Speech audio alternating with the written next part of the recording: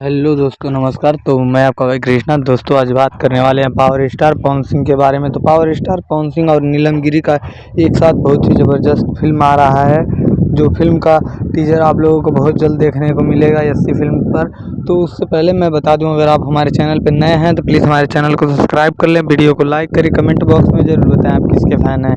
तो आप लोगों को मैं बता दूँ कि पावर स्टार पवन सिंह और नीलम गिरी का बहुत ज़बरदस्त ट्रैक्टर पे जो सॉन्ग है शूट हो रहा है, और जो कि फिल्म भी आने वाला है नीलम गिरी और पावर स्टार पवन सिंह रितेश पांडे का।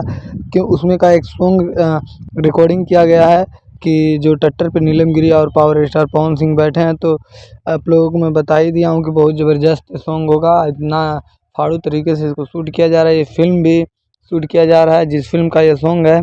तो और आप लोगों को बता दूँ, पावर स्टार पवन सिंह और रितेश पांडे नीलम गिरी का साथ एक ही साथ आएगा फिल्म। तीनों लोगों का बहुत ही ज़बरदस्त वो फिल्म होगा शाहनाबाद, जिस फिल्म का नाम है शाहनाबाद। तो शाहनाबाद फिल्म इतनी ज़बरदस्त होगी कि देखने के बाद मज़ा आने वाला है उस फिल्म में, क्योंकि फिल्म इतने फाड़ू तरीके और अच्छी तरीके से शूट किया जा रहा है, जो कि मुंबई में बहुत ही ज़बरदस्त तरीके से बहुत ही लाजवाब मूवी होगी।